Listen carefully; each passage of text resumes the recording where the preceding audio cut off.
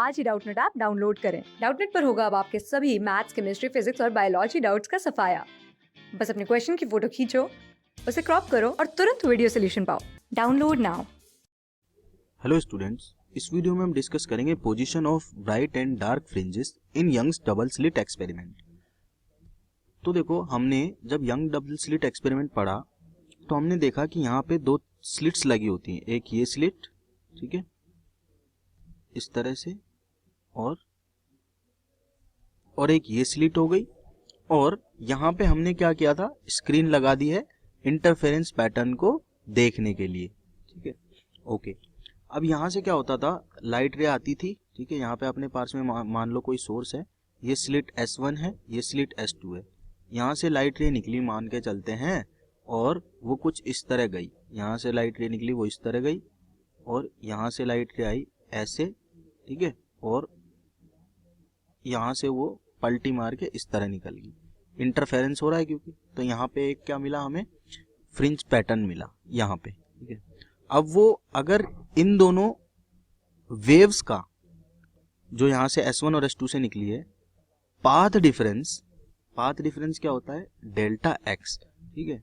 अगर इन दोनों वेव का डेल्टा एक्स एन लैम्डा के बराबर है तो हमें पता है कि कंस्ट्रक्टिव इंटरफेरेंस आएगा। ये कंस्ट्रक्टिव इंटरफेरेंस की क्या है, कंडीशन है। और अगर डेल्टा एक्स की वैल्यू 2n+1 लैम्डा बाई 2 है तो ये डिस्ट्रक्टिव इंटरफेरेंस पैटर्न हमें मिलेगा यहाँ पे स्क्रीन पे, ठीक है। ओके, अब हम क्या करते हैं, हम इस पॉइंट को नाम दे देते P। अब देखो, हमें मेजर करना है पाथ डिफरेंस, तो अब कुछ इंपॉर्टेंट टर्मिनोलॉजीज है वो हम यहाँ नाम दे देते हैं उनको। स्लिट्स और स्क्रीन के बीच की जो दूरी है उसको मैं कैपिटल D से दिखा रहा हूँ, ठीक है। और दोनों स्लिट्स के बीच की जो दूरी है उसको मैं स्मॉल d से दिखा रहा हूँ, ठीक है। ओके, अब क्या होता है कि ये दोनों जो रेज हैं, ठीक है, वो दूर जो स्क्रीन लगी हुई है उस पे जाके मिलती है, इंटरफेरेंस पैटर्न वहीं पे ऑब्जर्व होता है, ठीक है। तो मैं मान लेता हूं कि ये दोनों रेज हैं वो इतनी पास हैं, क्योंकि ऑब्वियसली आपने कभी ऐसा नहीं देखा होगा कि एक लाइट रे ऐसे जा रही है, एक लाइट रे ऐसे जा रही है। वो बहुत बहुत नियर बाय क्या करती है, बहुत एक दूसरे के बहुत पास ट्रेवल करती है, जो हम आंखों से देख नहीं सकते, ठीक है, इतना पास ट्रेवल करती है। तो इसका मतलब क्या हुआ कि ये दोनों रेज जो S1P और S2P है वो बहुत पास है एक दूसरे के, तो मैं इनको पैरेलल मान सकता हूँ। S1P और S2P को पैरेलल मान सकता हूँ। कंडीशन क्या है कि जो कैपिटल D है वो बहुत बहुत बड़ा है स्मॉल d से, क्योंकि ये जो S1 और S2 ये बहुत पास रखे हुए हैं, तभी तो ये पॉसिबल हो पाएगा कि ये दोनों रेस जो जा रही हैं वो एक दूसरे के पैरेलल जा रही हैं।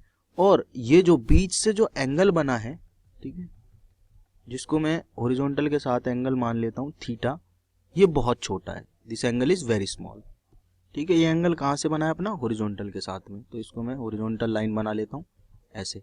ये दोनों रेस जो हैं इनको मैं एक रे मान लेता हूँ कि इस तरह की एक रे है जो थीटा एंगल पे जा रही है हॉरिजॉन्टल से। ओके, एक्चुअल में क्या है कि ये दोनों की दोनों जो रेज हैं, ठीक है, अगर मैं इनको बनाऊं तो ये कुछ इस तरह से ट्रेवल कर रही होंगी।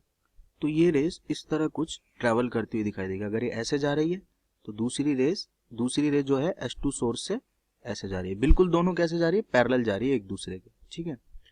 तो ये मैं मान लेता हूँ S1 पॉइंट है, और ये P पॉइंट है, और ये S2 पॉइंट है, और ये P पॉइंट है। एक्चुअल में ये दोनों रेज ने ट्रेवल जो किया वो ऐसे और ऐसे किया, ठीक है। लेकिन ये क्या है कि एंगल जो है वो बहुत छोटा है, यानी कि हॉरिजॉन्टल के साथ जो इन्होंने एंगल बनाया है वो बहुत छोटा एंगल है। और दूसरी बात ये कि जिस स्क्रीन पे जा रही है ये, उस स्क्रीन की दूरी यहाँ से सोर्स से बहुत दूर है। तो इसका मतलब ये दोनों सोर्स बहुत पास पास होंगे, तो नैरो रेज होंगी और बिल्कुल एक दूसरे के पास होंगी।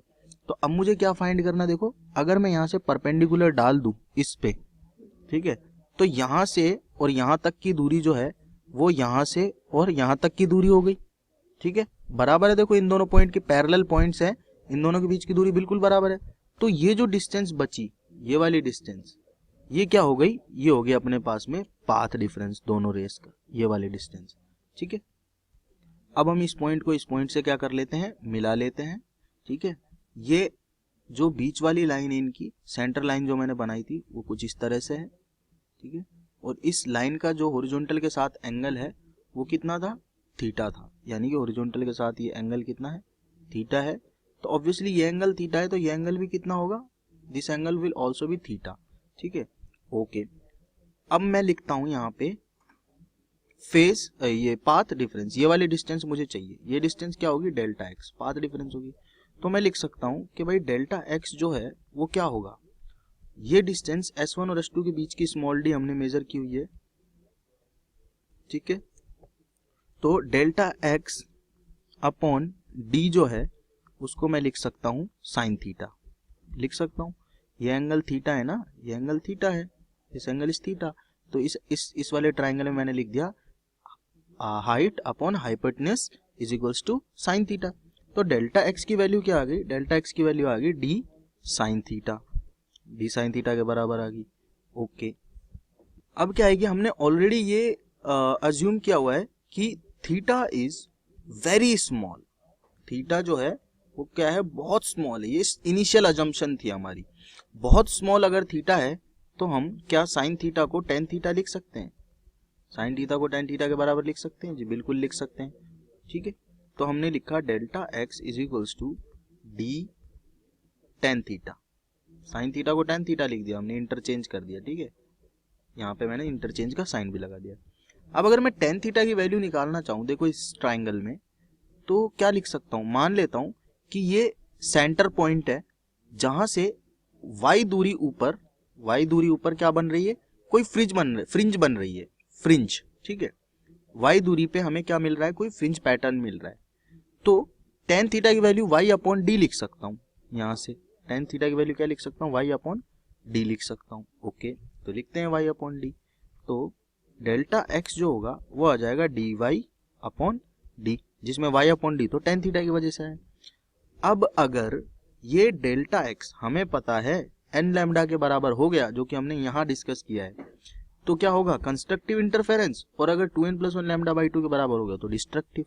तो कंस्ट्रक्टिव के लिए फॉर कंस्ट्रक्टिव इंटरफेरेंस लिखेंगे कंस्ट्रक्टिव इंटरफेरेंस, डेल्टा x क्या होना चाहिए, इंटरफेरेंस डेल्टा x होना चाहिए डी वाई अपॉन डी के बराबर। डी वाई अपॉन डी है जो कि बराबर होना चाहिए n लैम्डा के। तो भाई डी वाई अपॉन डी जो है वो किसके बराबर होगा, n लैम्डा के बराबर होगा। तो y की वैल्यू क्या आ गई, y की वैल्यू आ गई n lambda D upon small D. ये आ गई आपकी पोजीशन ऑफ फ्रिंज। और वो कौन सी फ्रिंज होगी, ब्राइट फ्रिंज। क्यों ब्राइट फ्रिंज होगी, क्योंकि हमने डिस्कस किया है कंस्ट्रक्टिव इंटरफेरेंस। अब अगर सिमिलरली मैं लिखूं यहाँ पे डिस्ट्रक्टिव इंटरफेरेंस, तो यहाँ लिख दूंगा फॉर डिस्ट्रक्टिव इंटरफेरेंस। अगर मान लो उस y दूरी पे डिस्ट्रक्टिव इंटरफेरेंस हो रहा है, क्योंकि जरूरी तो नहीं है कि हर बार कंस्ट्रक्टिव हो। ठीक है, ऐसा हो सकता है कि वहां पे डिस्ट्रक्टिव इंटरफेरेंस होगा। अब जो भी होगा वो क्वेश्चन में दिया हुआ मिलेगा। तो इंटरफेरेंस अगर वहां पे हो रहा है डिस्ट्रक्टिव, तो डेल्टा एक्स किसके बराबर होगा, 2n+1 एंड लैम्डा बाई 2 के। तो इसका मतलब डी वाई अपॉन डी जो होगा वो किसके बराबर होगा, 2n+1 लैम्डा बाई 2 के बराबर होगा। ठीक है, तो स्मॉल y जो होगा वो किसके बराबर होगा, 2n+1 lambda by 2 into d upon small d. ठीक है, या मैं इसको लिख सकता हूँ y is equals to 2n+1 lambda D upon 2d, इसके बराबर हो जाएगा। ठीक है, तो इसको हम एक फॉर्मूला को सेव करके रख लेते हैं। जब हमें मिलती है ब्राइट फ्रिंज तो उसको हम क्या बोलते हैं, मैक्सिमा। ठीक है, क्या बोलते हैं, मैक्सिमा बोलते हैं। और जब हम मिलती है मुझे डार्क फ्रिंज तो मैं जब उसको हम बोलते हैं मिनिमा। ठीक है, मैक्सिमम इंटेंसिटी जहां पे होती है उसको मैक्सिमा, मिनिमम इंटेंसिटी जहां पे होती है उसको मिनिमा। नाम से ही इंटेंसिटी से इसका नाम रखा गया मैक्सिमा और मिनिमा। तो ये क्या मिला हमें, ये मिला हमें पोजीशन ऑफ nth मैक्सिमा या nth bright fringe, position of nth maxima. अब कुछ जनरल चीजें डिस्कस कर लेते हैं। डेरिवेशन तो हमारा कंप्लीट हुआ कि भाई पोजीशन ऑफ फ्रिंज जो है ब्राइट की एरी और अपनी मिनिमम इंटेंसिटी यानी कि डार्क फ्रिंज की एरी पोजीशन निकाल ली पोजीशन हमने। अब हम क्या करते हैं, कुछ जनरल पॉइंट्स डिस्कस कर लेते हैं। ये जो सेंट्रल पॉइंट है जहां पे अपना फेज डिफरेंस, पाथ डिफरेंस जो है डेल्टा एक्स, वो क्या होगा, जीरो होगा। यहाँ पे पाथ डिफरेंस क्या होगा, जीरो होगा, क्योंकि जितना डिस्टेंस ये रे इधर से ट्रेवल करके आएगी इस तरह से, उतना ही डिस्टेंस ये रे इधर से भी ट्रेवल करके आएगी। यानी कि दोनों साइड से जो ये रे है या लाइट वेव बोलूँ मैं, वो क्या करेगी, बराबर डिस्टेंस ट्रेवल करके आएगी, यहाँ से भी और यहाँ से भी। तो पाथ डिफरेंस क्या होगा, दोनों लाइट रेज के बीच का, लाइट वेव्स के बीच का, जीरो। जहां पे पाथ डिफरेंस जीरो होता है उसको मैं क्या बोलता हूँ, सेंट्रल मैक्सिमा, सेंट्रल मैक्सिमा। ठीक है, यहां से अपना जो फ्रिंज पैटर्न है वो स्टार्ट होता है, इसको बोलेंगे सेंट्रल मैक्सिमा। अब इसके ऊपर जाऊंगा मैं, ठीक है, तो पाथ डिफरेंस क्या होगा, बढ़ेगा। पाथ डिफरेंस अभी जीरो है तो एन लैम्डा होना चाहिए, तो लैम्डा आ जाएगा, तो लैम्डा पाथ डिफरेंस में मुझे फर्स्ट मैक्सिमा मिल जाएगा। फिर और ऊपर जाऊंगा 2 लैम्डा पे तो सेकंड मैक्सिमा मिल जाएगा। फिर ऐसे करके मुझे मैक्सिमाज मिलते रहेंगे, सिमिलरली मुझे मिनिमाज मिलते रहेंगे। लेकिन यहाँ पे बीच में हमेशा मैक्सिमा बनेगा। क्यों बनेगा, क्योंकि इस पॉइंट पे आने वाली रेस का पाथ डिफरेंस जीरो होगा, जो कि एक एन लैम्डा की फॉर्म में है, जहां पे एन की वैल्यू जीरो है, एन की वैल्यू जीरो रखते हैं, एन लैम्डा की वैल्यू जीरो आ गई, इसका मतलब पाथ डिफरेंस जीरो है। पाथ डिफरेंस जीरो होते के साथ ही हम बोल देंगे कि यहाँ पे सेंट्रल मैक्सिमा बनेगा। ये जनरल टर्म है, यहाँ पे जो मिडिल पॉइंट पे बनता है वो सेंट्रल मैक्सिमा कहलाता है। तो अपने फॉर्मूला के अकॉर्डिंग, जो हमने फॉर्मूला ड्राइव किया है, इसके अकॉर्डिंग मुझे मैक्सिमास कहाँ मिलेंगे, अगर मैं देखूँ तो मैक्सिमास मुझे मिलेंगे, maxima will be found at, किस किस पे, एन की वैल्यू जीरो रखूंगा तो जीरो पे, ठीक है, एन की वैल्यू 1 रखूंगा तो लैम्डा डी अपॉन डी पे, एन की वैल्यू 2 रखूंगा तो 2 लैम्डा डी अपॉन डी पे, एंड सो ऑन चलते रहेंगे। और सिमिलरली अगर मैं मिनिमास की बात करूं, ठीक है, तो मिनिमा कहाँ मिलेंगे मुझे, मिनिमा में देखो आप एन की वैल्यू 0 रखोगे तो लैम्डा डी अपॉन 2d पे मिलेगा पहला मिनिमा, फिर 3 लैम्डा डी अपॉन 2d पे मिलेगा, फिर 5 लैम्डा डी अपॉन 2d पे मिलेगा। ठीक है, यानी कि नीचे तो 2d कांस्टेंट है, ऊपर लैम्डा, 3 लैम्डा, 5 लैम्डा बढ़ता जा रहा है। ठीक है, ऊपर ऑड नंबर बढ़ते जा रहे हैं, और यहाँ पे 0 है, फिर लैम्डा डी अपॉन डी है, फिर lambda 2 lambda D upon D है। यानी कि एक मैक्सिमा और दूसरे मैक्सिमा के बीच का जो डिफरेंस है वो कितना आ रहा है, lambda D upon small D आ रहा है। और एक मिनिमा और दूसरे मिनिमा के बीच का जो डिफरेंस आ रहा है वो भी कितना आ रहा है, लैम्डा डी अपॉन डी आ रहा है। ठीक है, तो यहाँ पे कुछ तो सिमिलरिटी होनी चाहिए कि यहाँ पे मैक्सिमास जो आ रहे हैं उनका बीच का डिफरेंस, दो मैक्सिमास का बीच का डिफरेंस भी लैम्डा डी अपॉन डी है, और दो मिनिमास के बीच का डिफरेंस भी लैम्डा डी अपॉन डी है। इस डिफरेंस को ही हम बोलते हैं फ्रिंज विड्थ। इसे ही क्या बोलते हैं, फ्रिंज विड्थ। तो फ्रिंज विड्थ क्या हुआ, फ्रिंज विड्थ हुआ डिफरेंस, या इसको गैप भी बोल सकते हैं, बिटवीन कॉन्सिक्यूटिव मिनिमास और मैक्सिमास। या तो दो मैक्सिमा पकड़ लो, उनके बीच का गैप देख लो, या दो मिनिमा पकड़ लो, उनके बीच का गैप देख लो, वो गैप हमेशा किसके बराबर आएगा, फ्रिंज विड्थ। उस गैप को हम बोलते हैं फ्रिंज विड्थ, और इसको डिनोट करते हैं हम बीटा से। किससे, बीटा से। ठीक है, अब एक पैटर्न बनाते हैं और देखते हैं कि किस तरह से उस पैटर्न पे हम चर्चा कर सकते हैं। लेट्स से यहाँ पे स्क्रीन है मेरे पास यहाँ पे, ठीक है, तो स्क्रीन पे सिर्फ पैटर्न डिस्कस करना है मुझे, सोर्स कहाँ पे है और कैसे आ रहे हैं उससे मुझे कोई मतलब नहीं। लेट्स से यहाँ पे आके बीच में ये बिल्कुल मिडिल पॉइंट है, यहाँ पे डेल्टा एक्स क्या है, बिल्कुल 0 के बराबर है, तो यहाँ पे क्या बनेगा, सेंट्रल मैक्सिमा। तो इसको लिख देता हूँ मैं, सेंट्रल मैक्सिमा। ठीक है, ओके, सेंट्रल मैक्सिमा कहाँ बनता है, वैसे भी डेल्टा एक्स इक्वल्स टू 0 पे बनता है, और तभी हमारे पास में 0 आती है वाई की। यानी कि वाई क्या होती है, जो सोर्सेज होते हैं, ठीक है, उनके बिल्कुल बीच में से जो परपेंडिकुलर डालते हैं हम स्क्रीन पे, ठीक है, वहां से दूरी ऊपर, वो वाई होती है। तो वाई की वैल्यू 0 हो तो सेंट्रल मैक्सिमा बनता है। अब वाई की वैल्यू अगर लैम्डा डी अपॉन डी होगी, देखो ये वाई की वैल्यू तो लिखी थी हमने मैक्सिमा, ये नहीं ना, ठीक है, वाई की वैल्यू चल रही है, तो वाई की वैल्यू अगर मैं एन की वैल्यू 1 रख दूं, यानी कि फर्स्ट मैक्सिमा की बात करूं, तो वाई की वैल्यू क्या आएगी, लैम्डा डी अपॉन डी। यानी कि पहला मैक्सिमा जो आएगा वो कहाँ आएगा, यहाँ से यहाँ कहीं आएगा, लैम्डा यहाँ थोड़ा ऊपर बना लेते हैं, लेट्स से पहला मैक्सिमा जो आएगा वो यहाँ कहीं आएगा, कहाँ पे आएगा, lambda D upon small D पे। दूसरा मैक्सिमा जो आएगा वो लेट्स से कहीं यहाँ पे आएगा, वो कहाँ पे आएगा, लैम्डा डी अपॉन 2d पे आएगा। ठीक है, और मिनिमास की अगर मैं बात करूं तो मिनिमास कुछ इस तरह से है कि पहला मिनिमा आएगा लैम्डा डी अपॉन 2d पे, यानी कि लैम्डा डी अपॉन डी पे तो मेरा मैक्सिमा है, इससे आधी डिस्टेंस पे तो यहाँ कहीं आएगा minima lambda D upon 2d पे। और दूसरा मिनिमा हमें दिखा रखा है लैम्डा डी अपॉन 2d, ठीक है, इंटू 3, ऐसा कुछ है, ठीक है। तो ये है lambda 3 lambda D upon 2d, ठीक है। This distance is not lambda D upon 2d, ये 2 लैम्डा डी अपॉन डी है, ये है 2 lambda D upon small d, ठीक है।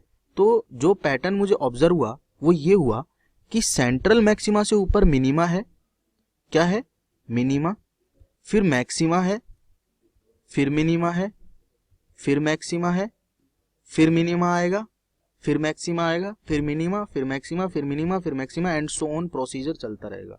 तो जो फ्रिंज पैटर्न मुझे मिलता है सेंट्रल मैक्सिमा के ऊपर वो क्या होता है, पहले आती है डार्क फ्रिंज, क्योंकि मिनिमम इंटेंसिटी है, जस्ट ऊपर क्या है, मिनिमम इंटेंसिटी है, तो डार्क फ्रिंज आती है। उसके ऊपर क्या होता है, इंटेंसिटी बढ़ जाती है, मैक्सिमम हो जाती है, क्योंकि ब्राइट फ्रिंज आती है। फिर मिनिमम आता है, यानी कि फिर इंटेंसिटी कम हो जाती है, फिर मैक्सिमम आता है, यानी कि इंटेंसिटी बढ़ जाती है, ठीक है। अब अगर मैं बात करूं फेज डिफरेंस की, यहीं पे सारी कहानी इसकी समझ लेते हैं हम। फेज डिफरेंस की अगर मैं बात करूं, लेट से फेज डिफरेंस मैं यहाँ पे कैलकुलेट करना चाहता हूं और फेज डिफरेंस के बारे में चर्चा करना चाहता हूं। तो फेज डिफरेंस क्या होगा भाई, फेज डिफरेंस होता है फाई, और वो होता है 2 pi upon lambda into delta x, यही होता है। अब यहाँ पे तो डेल्टा एक्स 0 है सेंट्रल पे, तो सेंट्रल पे फेज डिफरेंस क्या हो गया, 0 हो गया, डेल्टा एक्स की वैल्यू रखते के साथ। तो फाई सी बोल देता हूँ सेंट्रल मैक्सिमा पे, ये 0 हो गया। अब फाई अगर 1 निकालना चाहता हूँ मैं, यानी कि पहले फाई 1 मिनिमम, पहले मिनिमम का क्या निकालना है मुझे, फाई निकालना है, फेज डिफरेंस। तो क्या आएगा 2 pi upon lambda into delta x, यानी कि पाथ डिफरेंस। यहाँ पे पाथ डिफरेंस क्या होगा, देखो एक्स, अब यहाँ पे पाथ डिफरेंस की वैल्यू रखो, delta x is equal to 2n plus 1 lambda by 2 होना चाहिए डिस्ट्रक्टिव के लिए, अगर मिनिमम की मैं बात कर रहा हूँ तो यही होना चाहिए। अब अगर पहले मिनिमा की बात कर रहा हूँ मैं, फर्स्ट मिनिमा की, तो n की वैल्यू क्या रखनी पड़ेगी, 0 रखनी पड़ेगी। 0 रखूंगा तो फर्स्ट मिनिमा आएगा और अपने पास जाएगा लैम्डा बाई 2, डेल्टा एक्स क्या आ जाएगा, लैम्डा बाई 2। तो भाई यहाँ रख देते हैं लैम्डा बाई 2 डेल्टा एक्स की वैल्यू। तो 2 से 2 कैंसिल आउट, लैम्डा से लैम्डा कैंसिल आउट, तो आ गया अपने पास पाई, फर्स्ट मिनिमा। अगर मैं फर्स्ट मैक्सिमा की बात करूं तो 5 1 मैक्स लिखूंगा, ठीक है। तो n लैम्डा के बराबर होना चाहिए, n की वैल्यू 0 रखी तो मुझे सेंट्रल मैक्सिमा मिल गया, n की वैल्यू 1 रखूंगा तो मुझे क्या मिल जाएगा, n की वैल्यू 1 रखूंगा तो देखो delta x is equal to होता है n लैम्डा, ठीक है। पार्ट डिफरेंस n लैम्डा होता है कंस्ट्रक्टिव के लिए, मैक्सिमम के लिए, क्योंकि मैक्सिमम के लिए कैलकुलेट कर रहा हूँ, तो n की वैल्यू अगर मैं 1 रखता हूँ तो लैम्डा आता है पार्ट डिफरेंस, ठीक है, लैम्डा पाथ डिफरेंस रखना है। तो फेज डिफरेंस होता है 2 pi upon lambda into path difference, जो कि लैम्डा है, तो लैम्डा से लैम्डा कैंसिल आउट हो गया। तो मैक्सिमम के लिए फेज डिफरेंस कितना है, 2 पाई, यानी कि भाई जो यहाँ पे फेज डिफरेंस आ रहा है वो क्या आ रहा है, वो आ रहा है कुछ इस तरह से कि यहाँ है फेज डिफरेंस पाई, फिर आ रहा है 2 पाई, फिर आएगा 3 पाई, फिर आएगा 4 पाई, यानी कि पाई पाई के डिफरेंस पे क्या हो रहा है, ये चेंज हो रहा है। तो हमें समझ आया कि ये जो पैटर्न ऑब्जर्व हुआ है, देखो ये पैटर्न आप अगर याद रख सकते हो तो आधी प्रॉब्लम आपकी वैसे ही सॉल्व हो जाएगी। ये पूरा पैटर्न और ये पूरा लेक्चर एज इट इज याद होना चाहिए, क्योंकि ये टॉपिक सबसे ज़्यादा इंपॉर्टेंट है इस पर्टिकुलर चैप्टर में। हर साल जेई इससे सवाल पूछती है। तो देखो डेल्टा एक्स की वैल्यू 0 सेंट्रल मैक्सिमा, यहाँ से कहानी स्टार्ट हुई, ठीक है। फर्स्ट मिनिमा मिला मुझे लैम्डा डी अपॉन 2d पे, और फर्स्ट मैक्सिमा मिला लैम्डा डी अपॉन डी पे। फ्रिंज विड्थ मैं डिस्कस कर चुका हूं तो उसकी बात यहाँ नहीं करूंगा। फ्रिंज विड्थ का मतलब होता है दो कॉन्सिक्यूटिव मैक्सिमा या मिनिमा पकड़ लो, उनके बीच की दूरी, वो बीटा से डिनोट करते हैं, वो हम ऑलरेडी पढ़ चुके हैं। एक्चुअल में पैटर्न जो चलता है वो ये चलता है कि minimum maximum, minimum maximum, minimum maximum, और पाई 2 पाई 3 पाई 4 पाई 5 पाई 6 पाई 7 पाई 8 पाई 9 पाई 10 पाई एंड सो ऑन, ऐसे चलेगा पैटर्न। पहला मैक्सिमम, पहला सेंट्रल मैक्सिमा हुआ, उसके बाद मिनिमम जो आया वो आया लैम्डा डी अपॉन 2d पे। अब इन दोनों के बीच की दूरी, यानी कि अब इसको फ्रिंज विड्थ से कंफ्यूज नहीं करना है। फ्रिंज विड्थ हम डिस्कस कर चुके हैं कि वो दो कॉन्सिक्यूटिव मैक्सिमा या मिनिमा के बीच की दूरी होती है और लैम्डा डी अपॉन डी के बराबर होती है, ठीक है। मैं बात कर रहा हूं यहाँ पे मैक्सिमा और मिनिमा के बीच की दूरी की, पहला मैक्सिमा और पहला मिनिमा, सॉरी पहला मिनिमा और ये first maxima above centre maxima, central maxima से ऊपर जो पहला मैक्सिमा है उसकी बात कर रहा हूँ मैं, ठीक है। तो यहाँ पे अगर मैं बात करूँ तो इन दोनों के बीच की दूरी कितनी है, डिफरेंस कितना है, देखो ये आ रहा है मुझे y इज इक्वल्स टू, ये y की वैल्यूज है यहाँ पे जो मैंने लिखी हुई है lambda D upon 2d lambda D upon D, ठीक है। तो इनके बीच की जो दूरी हो गई वो हो गई लैम्डा डी अपॉन 2d, ठीक है। यानी कि इतनी इतनी डिस्टेंस पे मैक्सिमा मिनिमा बनते हैं लैम्डा डी अपॉन 2d पे। ये इंपॉर्टेंट बात है जो आप नोट कर सकते हैं कि लैम्डा डी अपॉन 2d इतनी इतनी दूरी पे मैक्सिमा और मिनिमा बनते हैं स्क्रीन के ऊपर। सेंट्रल मैक्सिमा से ऊपर जो पैटर्न स्टार्ट होता है वो minima maxima minima maxima minima maxima होता है, और हर एक मिनिमा के बाद मैक्सिमा आता है, फिर मिनिमा आता है, फिर मैक्सिमा। और दूरी कितनी होती है कॉन्सिक्यूटिव मैक्सिमा और मिनिमा के बीच की, वो होती है फ्रिंज विड्थ की आधी, यानी कि लैम्डा डी अपॉन 2d। ऐसे याद रखोगे ना फ्रिंज विड्थ की आधी, तो फ्रिंज विड्थ भी याद रहेगा और मैक्सिमा और मिनिमा के बीच की दूरी भी याद रहेगी। फ्रिंज विड्थ क्या होती है lambda D upon small D, और जो मिनिमा और मैक्सिमा के बीच की दूरी होती है वो होती है फ्रिंज विड्थ की आधी, यानी कि लैम्डा डी अपॉन 2d। तो लैम्डा डी अपॉन 2d के बाद हर बार एक मैक्सिमा ओकर होता है, फिर लैम्डा डी अपॉन 2d के बाद मिनिमा ओकर होता है, फिर लैम्डा डी अपॉन 2d के बाद मैक्सिमा ओकर होता है, फिर लैम्डा डी अपॉन 2d के बाद मिनिमा ओकर होता है, ठीक है। ये हो गई किसकी बात, y की बात, y की बात, ठीक है। यानी कि कितनी कितनी दूरी पे स्क्रीन पे हमें मैक्सिमा मिनिमा मिलते हैं।